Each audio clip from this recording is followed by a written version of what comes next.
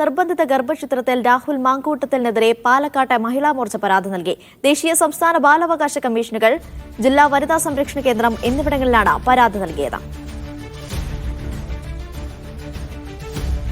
ജംഷീർ കൂടുതൽ വിവരങ്ങൾ നൽകാനായി ചേരുന്നു. ജംഷീർ, ഈ പരാതിയുടെ ഉള്ളടക്കം എന്താണ്?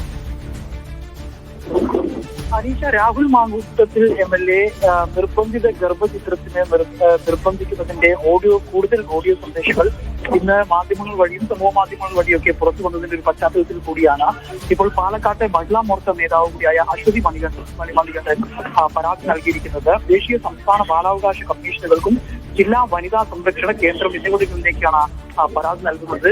ഈ രാഹുലിനെതിരെ കേസെടുത്ത നടപടി സ്വീകരിക്കണം എന്നുള്ളതാണ് ആവശ്യം. അതായത് ഒരു ജീവൻ കളയാൻ വേണ്ടി, എന്ന് വെച്ചാൽ ഒരു കൊലപാതകത്തിന് വേണ്ടിയുള്ള ശ്രമം നടത്തുന്നു, അവരെ ഭീഷണിപ്പെടുത്തുന്നു സാഹചര്യമുണ്ടായി. ഇതിന്റെ എല്ലാം തന്നെ ഓഡിയോ ദൃശ്യങ്ങൾ ഉൾപ്പെടെ